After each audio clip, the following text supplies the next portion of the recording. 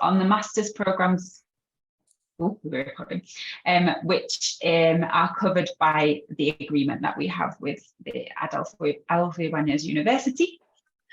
Then at the end of the session, we'll cover some more practical information around entry requirements and how to apply to a master's programme at Leeds. As we mentioned, please do take this opportunity to ask us any questions. So you can type those in the chat or ask us at the end. We are going to do the presentation in English, but we do speak Spanish as well. So if you feel more comfortable asking your questions in Spanish, that's absolutely not a problem. It's a good chance to practice. So to introduce the university, firstly, some key highlights of why you might be considering studying at Leeds if you're thinking about studying overseas or in the UK. And there are three things I wanted to highlight here. So firstly, our academic reputation. Leeds is a top 100 university in the world in the QS World Rankings, and that's a position that we've held for quite a number of years now. It's something that we're very proud of. We're also part of the Russell Group of UK universities which are focused on research. So this is a group of 24 research-intensive universities here in the UK, all of which are of an outstanding academic standard.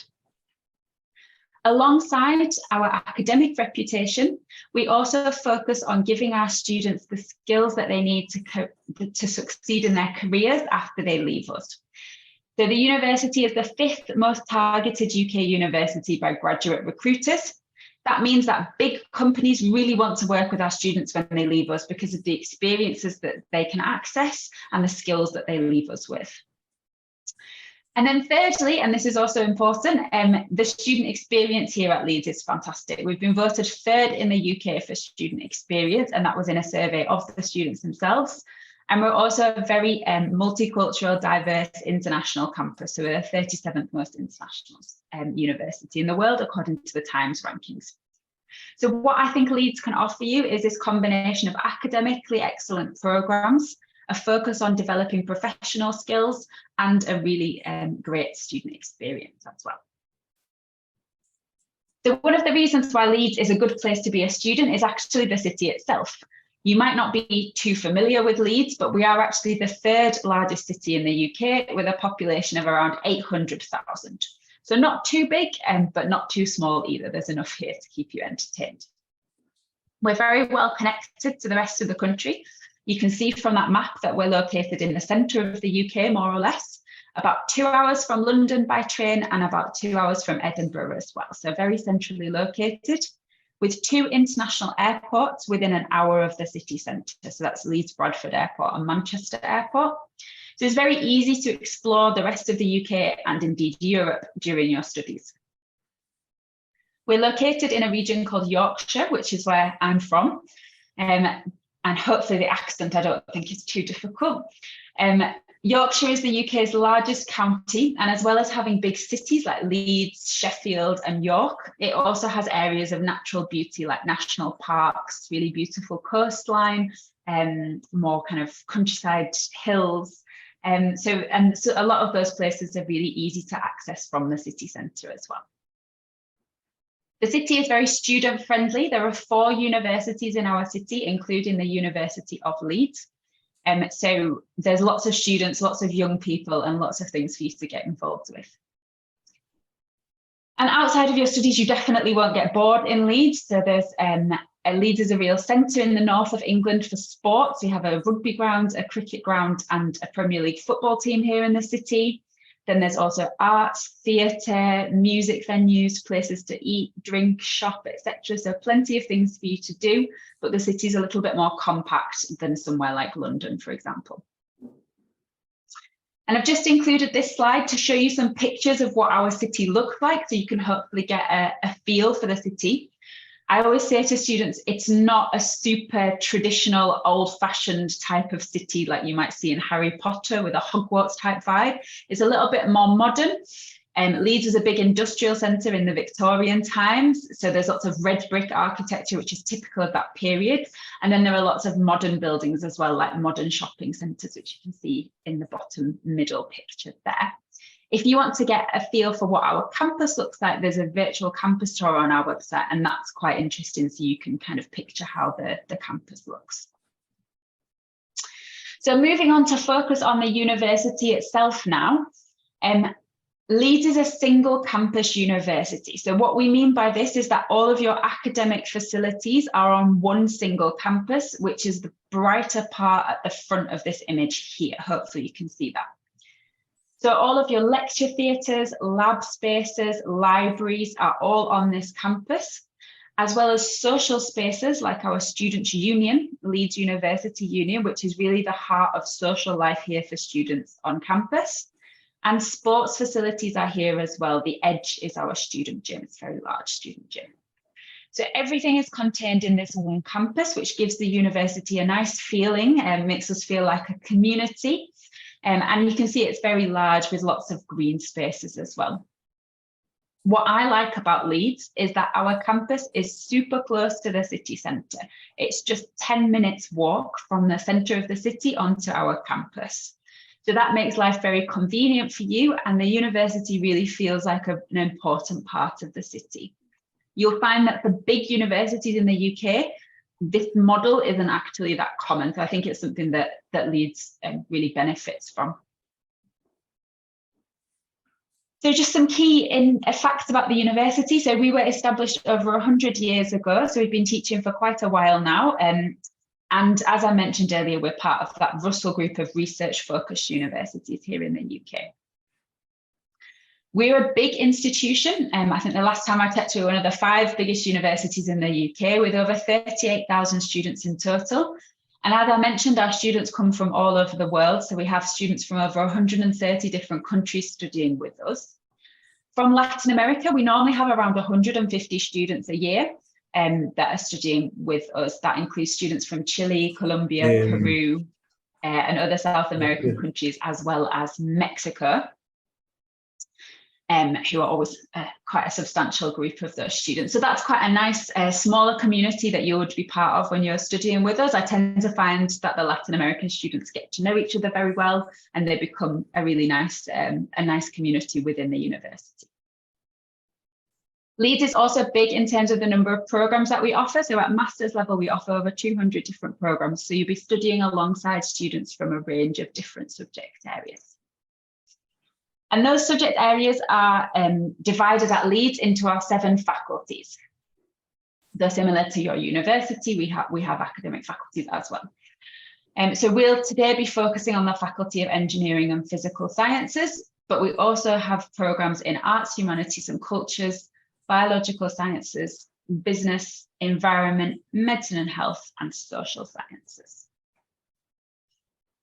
So master's programs here at Leeds, and a lot of this information is true for other universities in the UK as well. Our programs are 1 year in length. So unlike other countries where a master's is 2 years, in the UK, typically a master's program is just 1 year. So they're very intensive because you're studying everything in just the 1 year. However, that does give you the opportunity to kind of progress through them quite quickly. All of our programs begin in September each year, and applications open in October of the previous year. So our applications for master's programs in September 2023 have already opened. Your academic life includes different teaching styles, so lectures, seminars, tutorials, workshops, labs, particularly for science programs, and then you may also have things like field trips as well.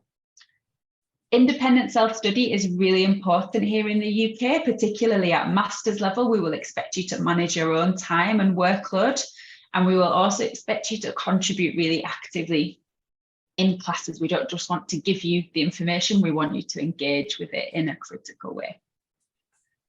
As I mentioned, with us being part of the Russell Group, our teaching is research-based. So our academics are carrying out cutting-edge research in their disciplines, and this is what informs the teaching on the programs. And most of our master's programs culminate in a dissertation or a research project. In engineering and science disciplines, it's normally a research project. This is a really important part of the masters, typically worth around 1/3 of the credits for the masters, and it's the opportunity for you to produce your own piece of research. So I mentioned at the beginning of the presentation that Leeds is one of the most targeted UK universities by graduate recruiters. And this is because of partly because of all of the opportunities that our students have access to when they're here with us. So we have a dedicated career centre who can provide you with support in terms of looking for jobs, internships and other opportunities, as well as careers guidance services, so having one-to-one appointments with specialist careers advisors. A lot of our faculties, like the engineering faculty, also provide additional career support and run careers events for their own students. Many of our students choose to work part-time, which is an option here in the UK. And depending on the faculty that you're in, lots of our faculties have links with industry as well. So that might be guest lectures, programs designed in collaboration with industry, placement opportunities, etc. So lots of things that you can do outside of your studies to make sure you graduate with a really strong CV and good chances of employment, whether that's in the UK or back in your home country or indeed somewhere else in the world. And just a couple of final things to mention about student life before I hand over to Andy. So here at Leeds, the Students' Union, Leeds University Union, is really at the heart of social life. So it's a building on campus which has restaurants and shops where students can meet, but it's also an organisation and it runs all of our student societies. So here at Leeds, we have over 300 clubs and societies that you can join, and that includes things like sports, but also cultural societies, music, theatre, and then lots of interesting and strange things as tea drinking societies, all kinds of fun things that you can get involved with. And that's a good way for you to meet other students and make friends or pursue any hobbies that you have. I also wanted to mention the support that we offer to students. So all of our students work with a personal tutor. So that's an academic colleague who meets with you one-to-one and supports you with any academic matters, that any problems that you're having with your work. And we also offer international student support. So we'll pick you up from the airport when you arrive, help you settle into Leeds and things like that. So moving to a different country can be a little bit challenging at times, but we will support you before you arrive and when you get to Leeds. And then finally, this is also something that we're asked about quite often. So here at Leeds, we offer accommodation for our students, and this is guaranteed for international students for the time that you're studying with us. So if you were to come and study a master's, you could live in university accommodation for that master's.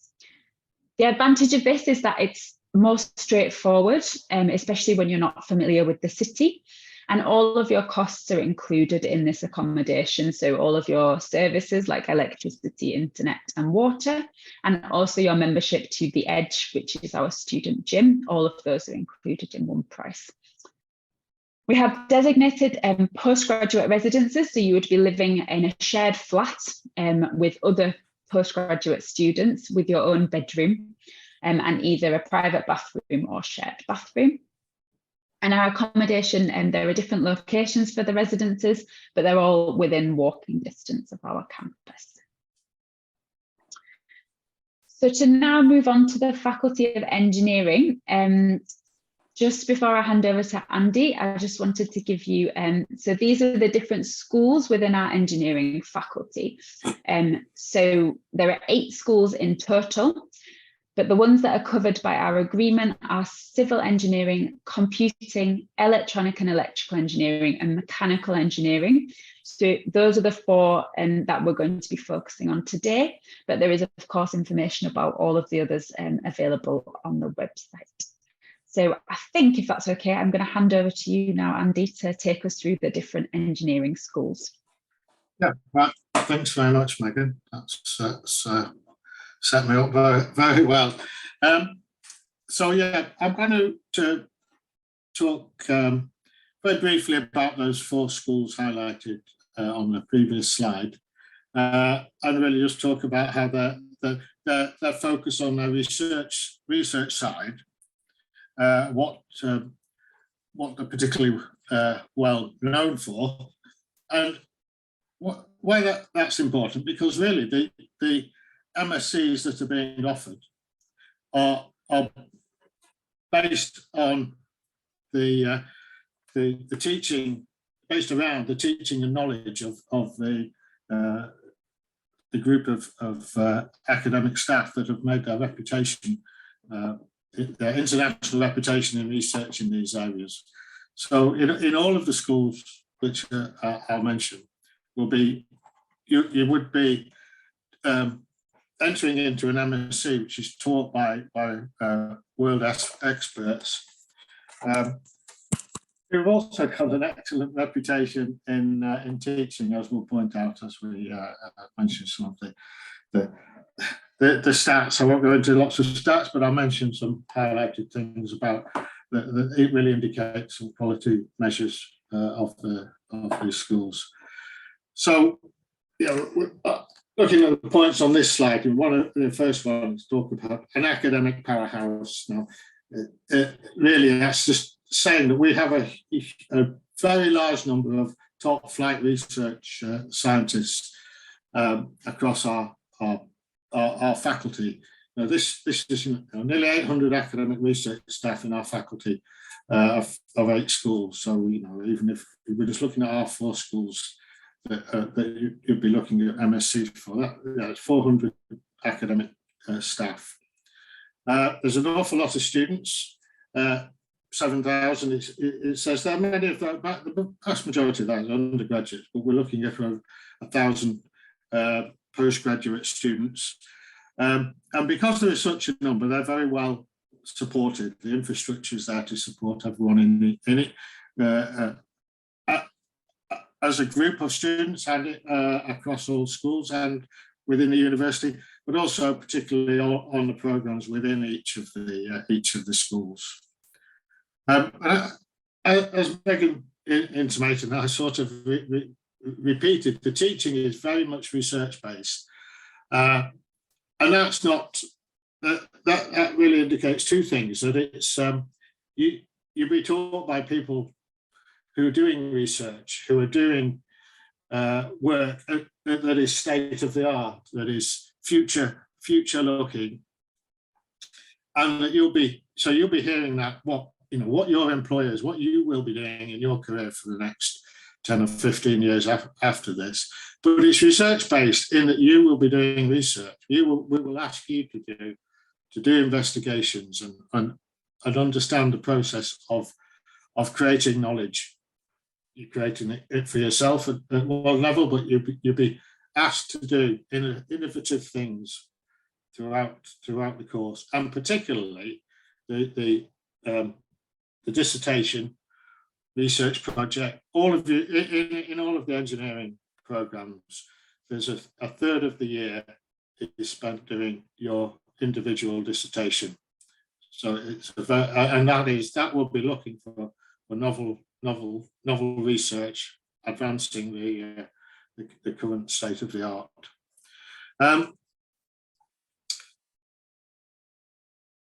The last point on this, the last 2 points, all the courses are designed with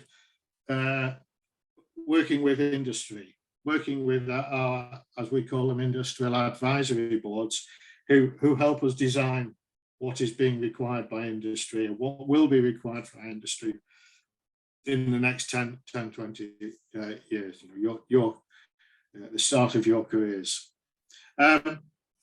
So we really focus on preparing students to go into that modern world, building on all of the fundamentals that you need to do an engineering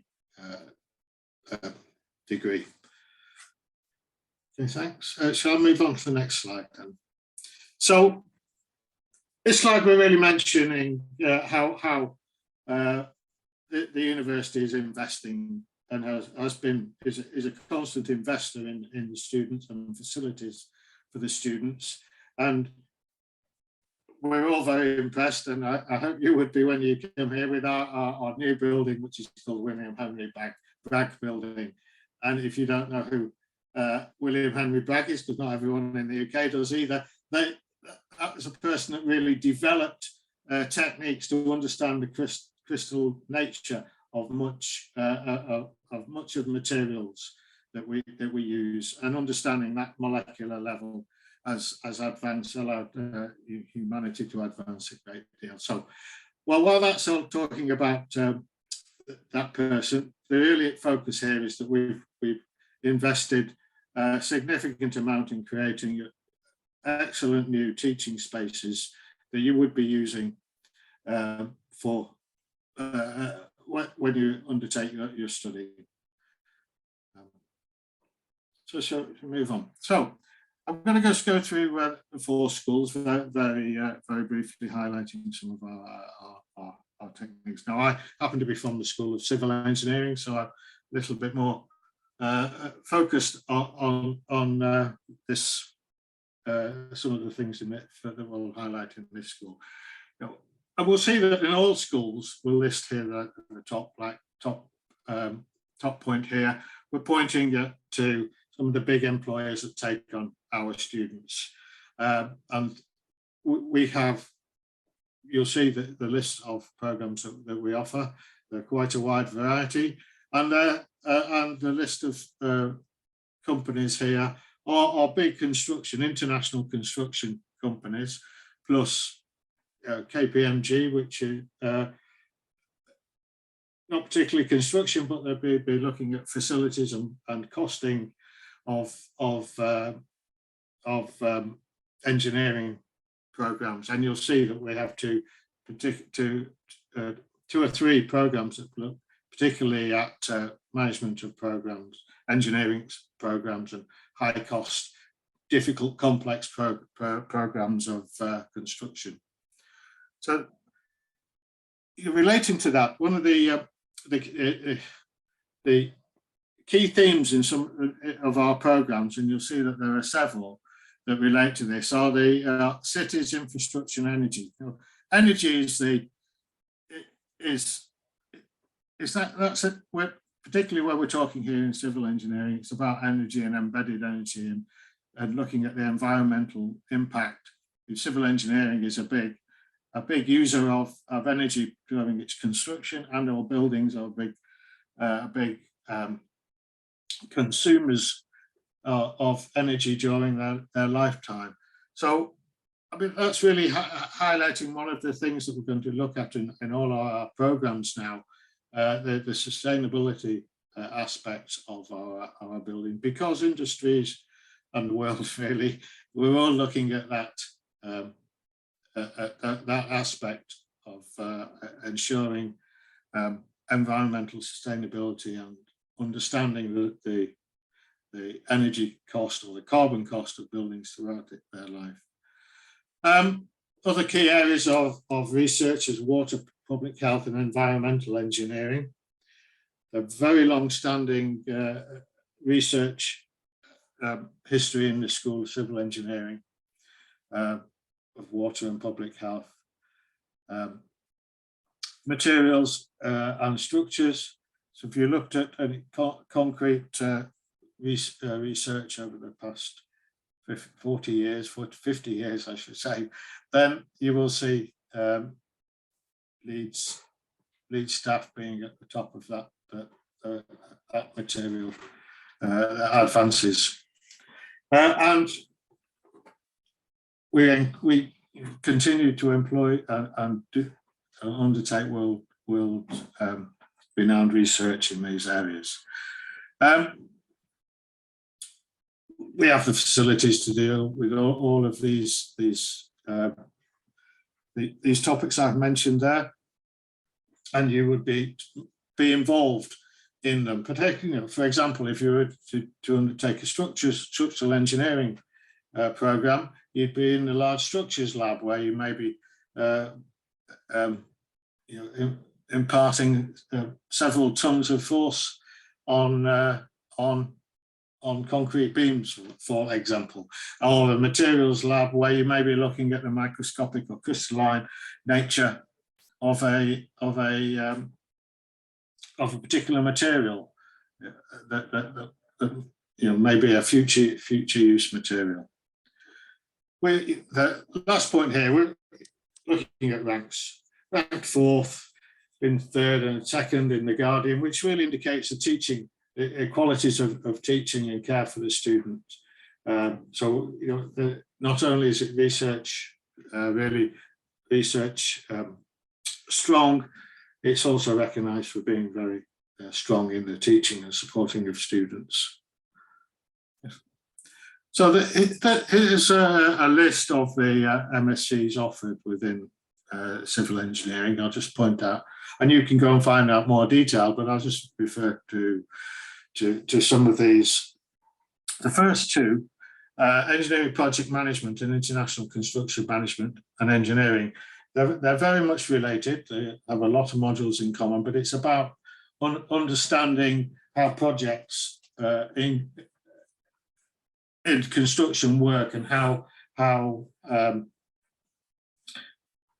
finance works. What is the value? Where is the difficulty in undertaking construction projects, and how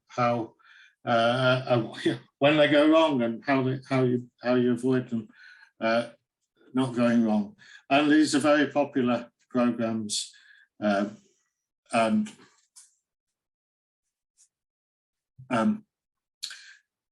the students end up going into either construction companies or into management companies like KPMG, for example. Environmental engineering project management, a forward-looking program that really looks particularly at how the treatment of waste in the environment produced by humans, and what we do with it.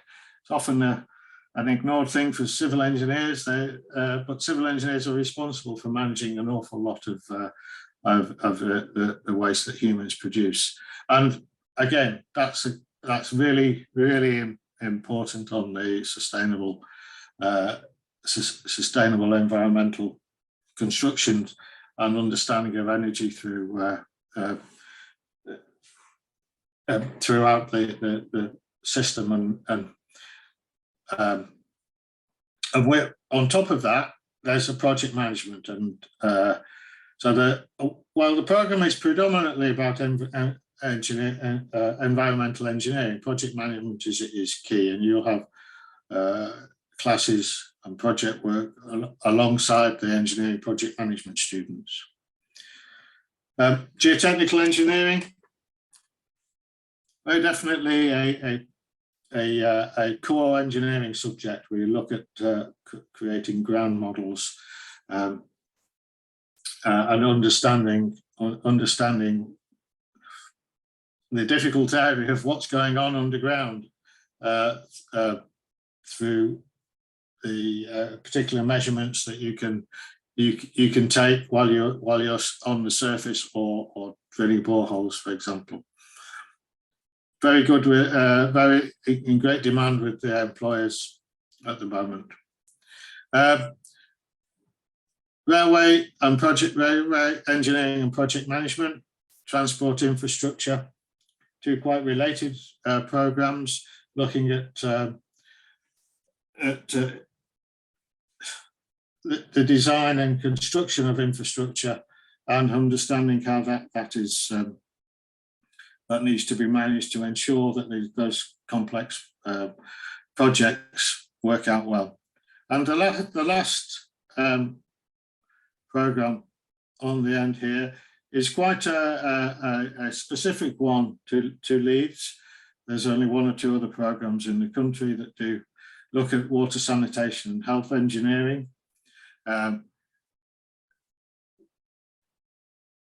This is a program we often refer to it as WASH. We'll be looking at wastewater treatment around the world,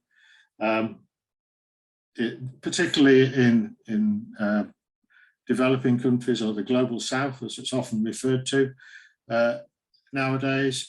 But it's a core public health engineering degree with a specific lean towards sanitation in the global south.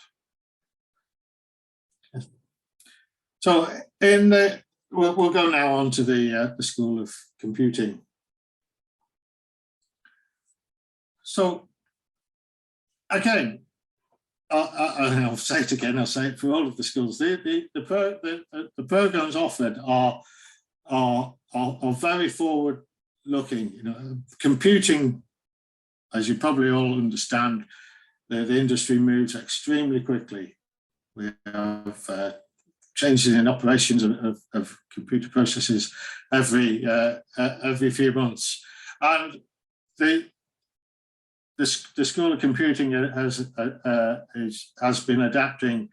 You know, every couple of years there's new elements within every program, if not new particular programs. A couple of the specialist facilities. They've got a huge power wall display. They call it power wall. It's a great big display where you can sort of immerse yourself into the graphics, and they have 3D virtual reality suites and cloud computing test beds. You know, everything is moving towards the cloud, and the virtual reality will become much more prominent in the next probably 5 years in the computing scales. So the facilities are there that are at the edge of the state of the art that students can interact with. So computing, it's not just looking at the fancy graphics and interaction that we've all got very much used to. There's a lot of the mathematical side, algorithms and computation on some of the programs. There's techniques for looking at data mining, for example, clinical diagnostics, or looking at the flow through energy through data centers. So that's energy efficient cooling, which is very much linked to the mechanical engineering side. And a quite impressive statistic at the end: 99% of the research has been rated as world leading. I wonder what happened to that last 1%. I mean, that's an extremely impressive level. And that's not my school I'm talking about. So let's have a look at the list of the master's courses. Computer science, advanced computer science. You'll be looking at algorithms and data use there. Advanced computer science, artificial intelligence, and third one, advanced computer. I think third one and fourth one are all advanced computer science, but with specific specialisms where you could focus on probably half of that program. You do the similar to everyone else, and half of it you would look at artificial intelligence, cloud computing, or data analytics. And related, but different, high performance graphics and game engineering. You know, that's looking very much at what the industry is making money out of it and where jobs are. So it's a highly popular area. Okay. So School of Electronic and Electrical Engineering. Let's go on to there. So key areas of this are communications and power networks, high frequency electronics. What this school did an enormous amount of work on was the development of the communication masts that have given us all our mobile telephones that we take for granted now. They did significant work in that area, and have carried on because of the critical mass that developed through that work. They carried on working in the same area, making similar contributions. Another particular area is, and again, future looking, is robotics and autonomous systems, and seeing how robots, not necessarily the robots we think of as a walking, talking person-like system, but something that does things automatically within an engineering context, and where that will become important in the future of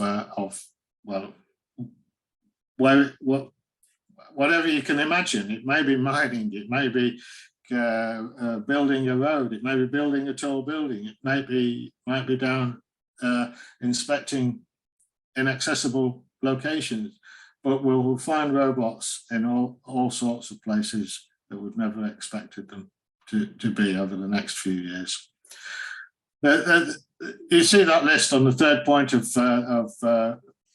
some big international companies, Aecon, Broadcom, Cisco, Intel, big international companies taking these students. And top 10 in the UK, Guardian indicating dedication to teaching, and in the top 100 in the world. So some of the master's programs: communication signal processing, sorry. As I indicated, the mobile phone masts and mobile phone technologies really develop from them. Of course, it's got to advance. We move on from R3, 4, 5G. What will be the next one? You'll be looking at that sort of processing and signal processing and understanding within that program. And we'll see the next on the list, the second on the list, looking at renewable energy systems. So all of our energies is that we look for managing. It's about electricity and understanding how we can use electricity, battery technology, moving electricity around at the right volume, so it is all done efficiently. You'll be looking at in that second point. That's big electrical systems. Like similarly, the third and the third one, the fourth one, embedded systems in engineering, looking at chips and other the micro technology within processes.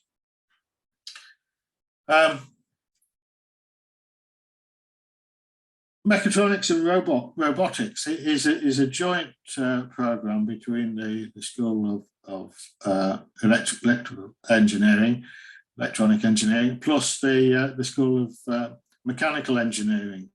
So this again is a very popular program with employers, because the students have a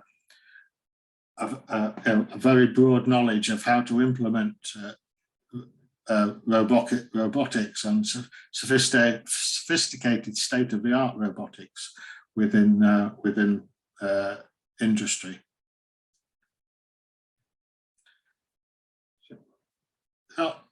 And as I mentioned just then, the School of Mechanical Engineering will go on to look at what they can do.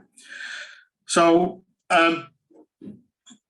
the first point there, and it's been mentioned before, Industrial Advisory Board are key in developing helping us develop our programs.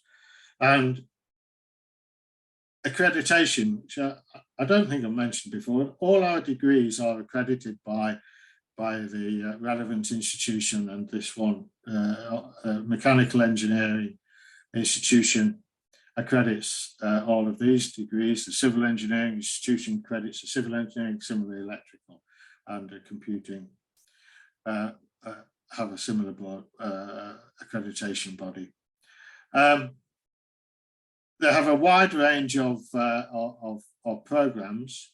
You're looking at fundamental engineering, mechanical engineering, but you will be specifically looking at applying to systems. And two areas which are not so common in mechanical engineering programs. We look at surfaces and human interaction with surfaces and how students and machines work together. So the surfaces and interfaces. And the last one on that second point, medical devices and regenerative medicine. How does mechanical engineering fit within the human body? And that has made huge advances over the past 30 years, and the program is working with the School of Medicine to see where the two disciplines, medicine and engineering, can work together, and that's what the students will be working on, that interface of the two disciplines. And again, a list there of some big employers which you probably are all familiar with. So particularly the programs, these programs are very fundamental mechanical engineering titles. Advanced mechanical engineering is taking you further than you would an undergraduate degree. Aerospace engineering, that program works with our chemical and process engineering program, where they work with looking at fuels and as well as the mechanical aspects. Automotive engineering, not just looking at the internal combustion energy anymore, looking much more at use of renewables, notably electric engines, and how things may develop in the future, maybe a hydrogen type engine. However, looking at the forefront, and then the medical engineering program, which I've already mentioned. And thanks for listening to my little summary. I'm going to pass you back to Megan, who's going to talk about applying now. Thank you. I'll be here to answer some questions. Yeah, thanks, Andy, and thank you for that really helpful insight into the four main areas that our agreement covers. And hopefully that's given you all a little bit of an idea of what our schools are doing and some of the really exciting areas of research that we're working on, as well as the programs that are available for you to study at master's level. So just a little bit of practical information from me about applying to Leeds. Obviously, we can help with questions on this as well. So for students applying from Chile, you can apply to a master's degree here at Leeds after completing a four-year degree in Chile, and that could be a grado de licenciado or título. We would accept either. For most of our programs, we would ask for a GPA of 5.5 or above.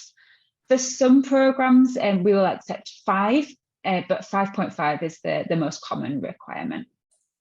This is really important, particularly for some of the programs that we've mentioned here today. You would need sometimes a specific subject in your undergraduate studies. So for example, if you want to study advanced computer science as a master's with us, you would need an undergraduate degree in computer science or in a computing subject. So it's really important to check that on the course page and make sure that you have the right background for the master's degree before you apply. And if you're not sure, you can always contact us, or through our colleagues at UAI, you can contact them and they can pass on your queries to us, because we would much rather you check obviously before applying. So that's the first main requirement, is the academic side. Then there's also our English language. We would require an IELTS test, which is the British English language test, with a minimum of 6.5 overall, with at least 6 in each component. So that's the same for all of our engineering master's programs. We do accept alternative tests. TOEFL is probably the most common, and there's Pearson and Cambridge as well, for example. In TOEFL IELTS, it's 88 is the score that we're looking for, and that's about a B2. So in terms of fees and scholarships, so fees do vary a little bit depending on the particular program that we're looking for. the fee on there is from last year. Apologies, I should have updated that. So you're typically looking at around £26,000 to £28,000 for an engineering master's degree starting in September 2023. So different programs will have their different costs, but typically £26,000 to £28,000 is the academic cost for the 1 year study. And then on top of that, you would have your living costs as well. So when you're factoring in your budget, you need to consider both elements. Now, we've mentioned that we have an agreement with the Universidad Adolfo Ibáñez. So any student who is applying to a master's program covered by this agreement, so this is any master's program in the 4 schools that Andy mentioned, there would be a scholarship of £5,000 automatically applied to that tuition fee. So if it's £26,000, then that would be reduced to £21,000. So that is obviously helps with the costs of the program. If you're applying to a program outside of the agreement, so from a different engineering department or a different faculty in the university, then that wouldn't be available, but there are other scholarships offered by the university that you could apply for. And then finally, just before we stop for questions, I wanted to let you know that we have some current students that you can contact. So these are international students that you can contact via email or instant messaging on our website. The website is called Link to Leeds. We have students from Latin America on there. We've got Mexicans, one student from Peru, we've got one from Chile, Ecuador, and Uruguay at the moment. Or you also might like to find someone who's from the engineering department so you can ask subject-specific questions. So they've all been in your position where they're considering study abroad. So they're a really great set of people for you to chat to. And then the only other thing that I wanted to highlight is this Saturday, we have a postgraduate virtual open day.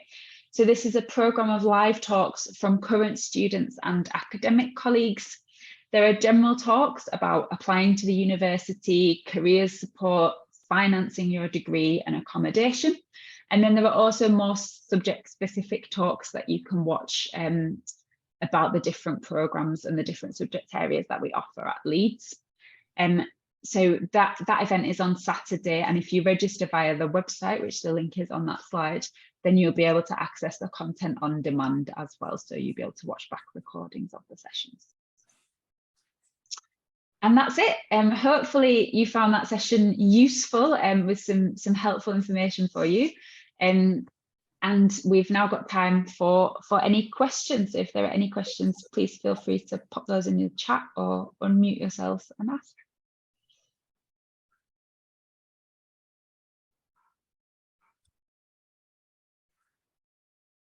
Si alguien tiene preguntas, pueden levantar la mano o enviar la pregunta al chat.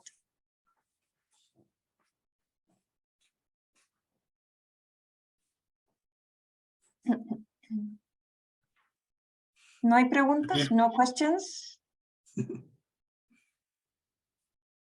I either think that's a good thing or a bad thing. I'm never sure. Either means everybody has all the information they need or everybody's completely confused.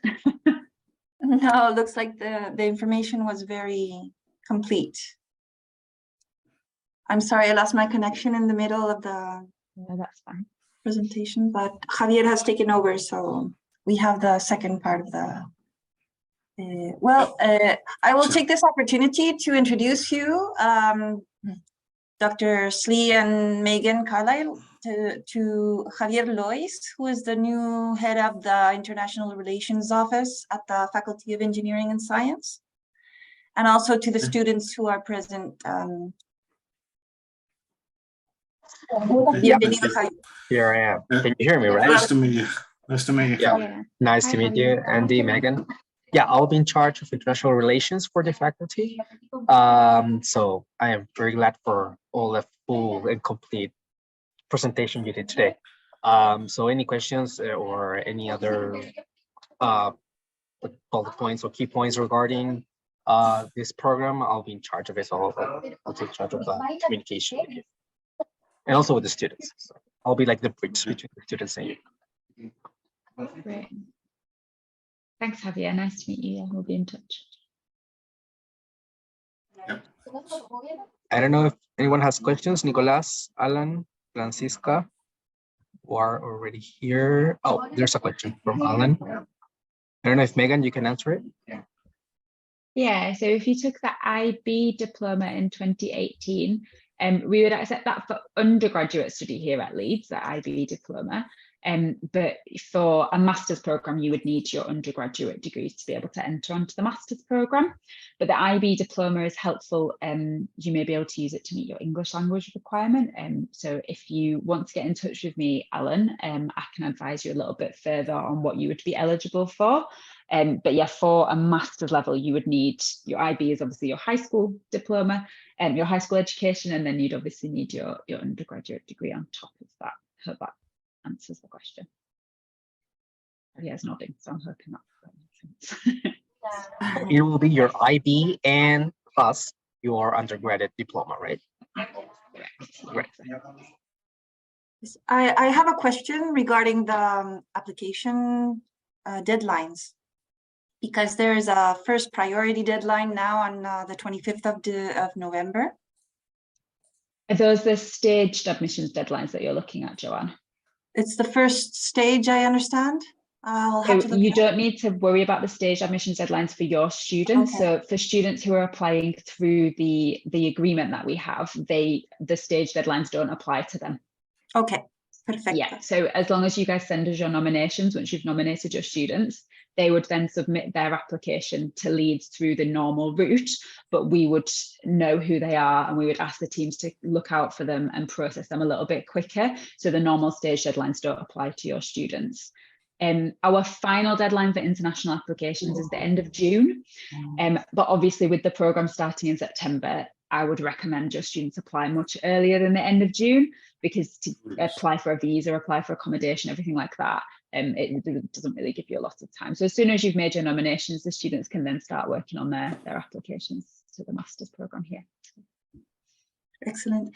And also, is there like a staged application process? For example, they will enter their user profile and then they will start to upload the documents, because in usually the students that are ending their bachelor's degree, they will receive their degree in the month of April of the next year. Yeah. But we could request it to be submitted to them if they are applying, but not before December. So if they have applied before December, they could then later on submit the degree on the platform. Yeah. So it depends how your students want to do it. So they can go in, and so the way the application works is you create an online account, and then from your account you create the application and upload all of the documents. So they could wait until they've got their degree certificates and apply with degree certificates and English language certificates, and then they would receive an unconditional offer straight away. The other way to do it would be they could apply anytime from now with their transcripts to date, so they can actually apply before they have the final degree certificate and before they have the IELTS certificate. And in those cases, we would look at the documents that they have presented, particularly the transcript, and issue a conditional offer. And then once they have the final documents, they can send they send them to us and we make that offer unconditional. We just update the offer letter. So that might be a quicker way to do it, because we can do most of the assessment of the application based on the documents they're providing, and then they just send the final certificates later and receive an unconditional offer. Does that make sense? Yes, it's okay. Yeah, it's always better to get the application in earlier, because then we can do all of that processing, and then updating the offer is normally quite a quick process. I understand. Okay. And for the housing, if they are admitted, they have automatically access to the housing at the University of Leeds. Is that correct? Yeah, that's correct. So once they have an offer for the programme, and that can be a conditional or unconditional offer, the students can then, once they've accepted that offer, so they said, yes, I want to come, they can then go in and create an application for student accommodation. And they fill out an application form which asks them all about their preferences and which residence they want to be in and things like that.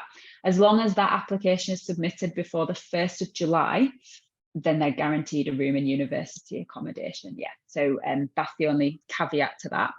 And that's why it's, again, a good idea to apply as early as possible to the programme, so you can get your offer, accept it, and then go on to apply for accommodation. There's no commitment at the point of applying for accommodation. So if a student applies for university accommodation and then changes their mind, as long as they haven't accepted the contract, they can say, no, thank you. I'm going to decline that contract and look for permanent, for private accommodation, which is the other option. So the commitment comes when you accept the contract, not when you submit the application.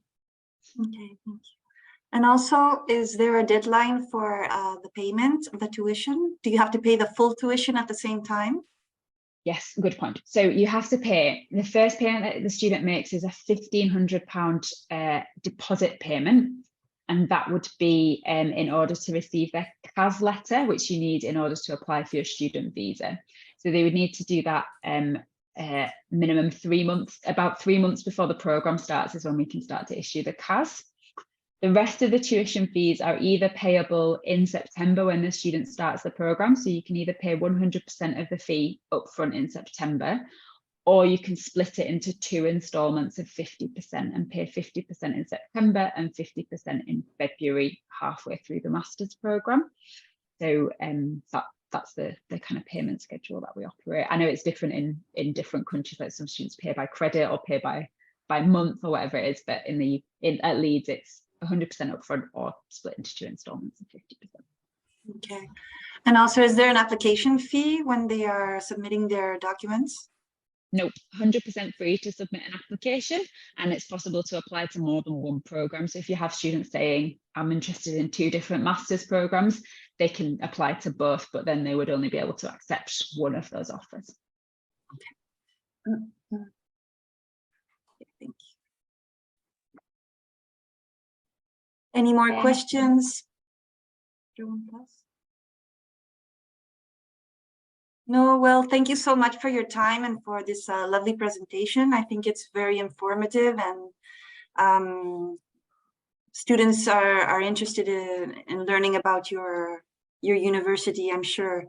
So I look forward to meeting you in the future. If you ever want to visit the campus, you can contact us or with Javier, or I'm already a contact anyway. And so thank you very much once again, and I hope you have a great week. Thank you very much, Thank you so much. Thank you.